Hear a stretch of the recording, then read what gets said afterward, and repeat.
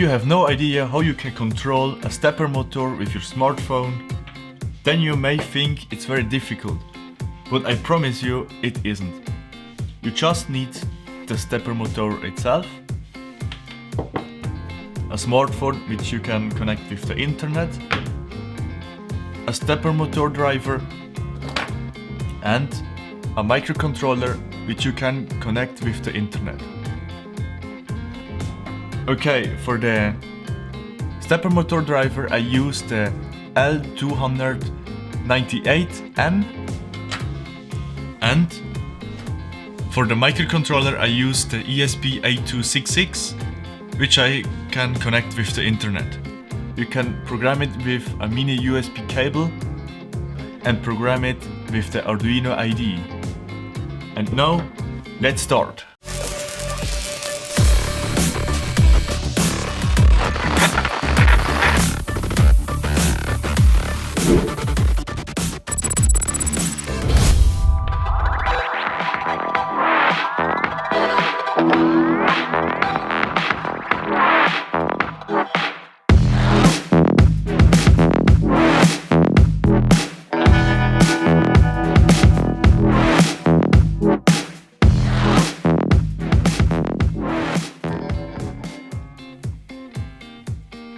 Okay, for the stepper motor, you see there are, with this type stepper motor, you have 4 wires output. That means 2 for 1 coil. Then from this I go to the stepper motor driver board, the blue and red one to one side and the green and the black one to the other side. Then I came from the board to the microcontroller with 4 cables, just for the GPIO outputs, and the power supply 3.3 volt.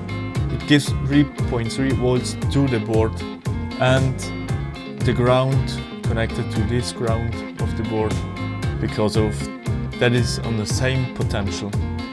And this red and black cable, it's the normal power supply 5 volt for the stepper motor. Okay, that's all. Okay, now we can go to Arduino IDE and open an example project. First we go to stepper, it's there, stepper 1 revolution. Okay, now you see there are steps per revolution. It means how many steps for 1 rotation. Then there is a function, steps per revolution. It takes this number inside here, and here we have the outputs which I have on the ESP, and then the setup loop. The other function gives the speed, and the serial begin just for the serial monitor.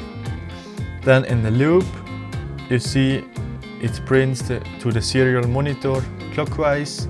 Then it gives the steps per revolution, it means this 200. It's just 360 degrees to the clockwise, and here 360 degrees counterclockwise, because it's negative. And now we look if it runs just with this code. We select the correct board. In my case it's the VMOS D1 Mini, and to a port it's COM12 in my case. Now let's start.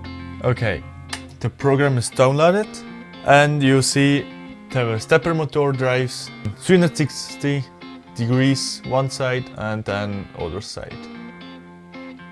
Okay, test program works fine.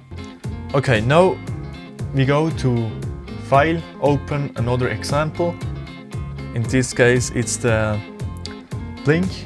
Go to Blynk, Wi-Fi, and then ESP8266 standalone. Open this, and now you see it's just to test if it connects to the internet. There are the libraries, the header files. Here you give the auth token from the Blynk, then your network name and the password. Okay, now we can go to the Blynk app, made a new project, give the project a name, stepper, choose the device, ESP8266, it's okay. Then connection type Wi-Fi, create project, Then you get a message for the off token. It sends per email. Okay, next you can add buttons. Give it a name. Turn left to the pin. It's a virtual pin. And the off label, turn left. We can make it bigger if you hold longer. Okay. Then another one. They're the same. Turn right.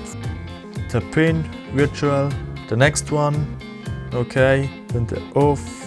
Turn right. Okay. And now we can start. Now I changed the program a lot because we want to turn the stepper motor to the right and to the left with the smartphone. First I added two variables, turn left, turn right, and this board reads the virtual pin, the state of the virtual pin. And in the loop I made an if case. If turn right is true, then the stepper motor turns 200 steps, 360 degrees, and a small delay, and then to the left. Okay, now check if it works. Okay, it's connected, and now we can check in the Blynk app. There it's online, and if we give power, then if we push, the motor runs correctly. Okay, very nice.